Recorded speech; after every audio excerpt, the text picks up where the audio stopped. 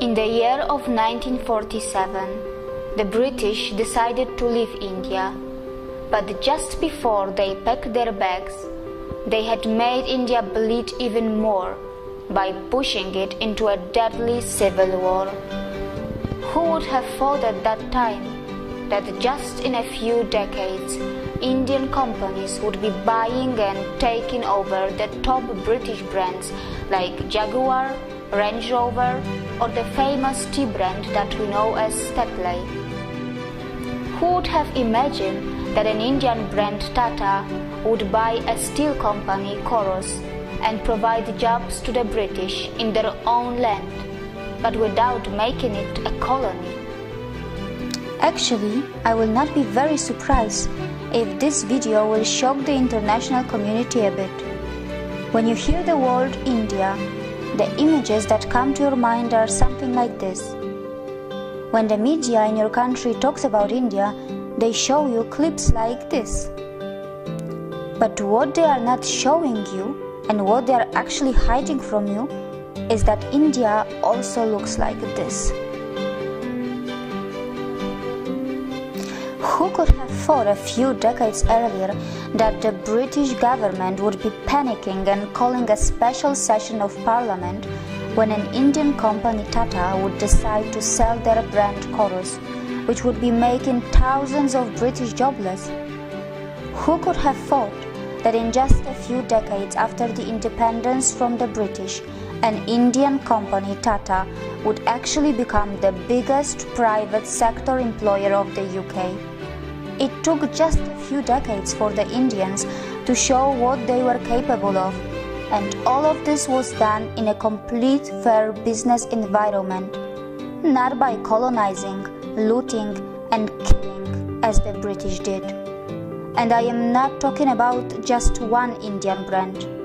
Today, there are many brands and individuals from India who are creating huge business empires on the land of the UK. But Indians are not here to take any revenge or prove a point. They are just doing what they have been always good at. And that is not just yoga, Ayurveda or IT.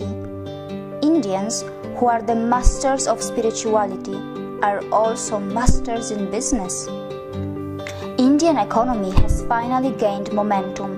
And mind you, it has not got to the 5th gear yet. Probably it is still in the 2nd gear. But what is surprising, that even in the 2nd gear, it has already become the fastest growing major economy in the world, already taking over China in that regard. And India still has so much of unutilized potential which is lying in its reserves. Now let's talk about the major industries of India. IT sector. India is the world's largest sourcing destination for the information technology industry, accounting for approximately 67% of the 124 to 130 billion US dollars market. India ranks 3rd among global startup ecosystems with more than 4,200 startups. Science and technology.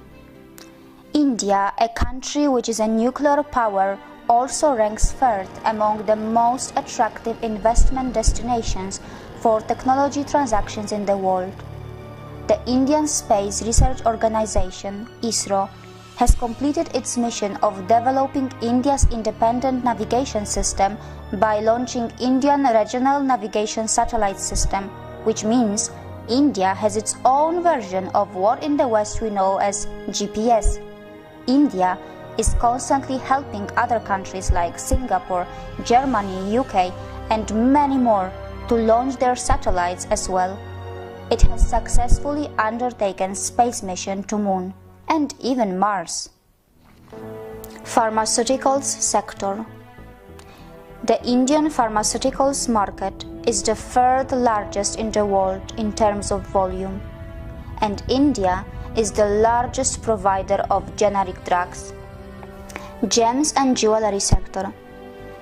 India is one of the largest exporters of gems and jewelry in the world. They are a hub of semi-precious and precious stones. How many of you actually knew that 95% of diamonds in the world are cut, polished, and processed in India? And most of it happens in just one city of India, that is called Surat. Healthcare sector. India is fast becoming a hub of medical tourism of both types of healthcare, modern medicine and natural, which includes Ayurveda and other natural treatments. It has the advantage of the new state-of-the-art hospitals and well-trained and high-skilled professionals, which is supplemented by its low cost. The cost of surgery in India is about 1/10 of what in the US or Western Europe. India is a top destination for you, whether it's about natural treatments, a heart surgery, a cosmetic surgery, or a dental treatment, which your country's natural insurance may not be covering. Real estate sector. India is building future cities of the world with a massive plan of building 100 smart cities. To give you an example, over 5 million homes are under construction just in the national capital region of India. A majority of people in India still live in villages, and India is preparing itself for the biggest migration of its people from villages to the cities, at a scale which the mankind has probably never seen before. Infrastructure sector. India is growing its infrastructure at an unbelievable speed. Did you know that its capital already has around 250 kilometers of modern metro rail? And it's going to add a few hundreds more, which is going to make it the biggest in the world, close to Shanghai. Almost all its major cities are seeing the rapid development of metro, and the construction of bullet trains connecting the major cities are underway too. Not just that, India is developing infrastructure in the other parts of the world and growing its influence by making ports and developing other mega infrastructure outside India too. Automobile sector. Apart from all the international companies which are lining up to make the most of India's automobile market, which is literally exploding, India's own brands are not far behind. From the premium brands of Jaguar and Range Rover to the cheapest car Tata Nano, India has it all. You will be surprised to know that India has a long list of its own automobile brands like Mahindra, Hero, TVS, Ashok Leyland, Bajaj, Force Motors, Eicher, just to name a few. Hero is the world's largest manufacturer of two-wheelers. Mahindra are another big name who were very close to the acquisition of Alfa Romeo a while ago. Agriculture sector. India is the largest producer, consumer and exporter of spices and spice products.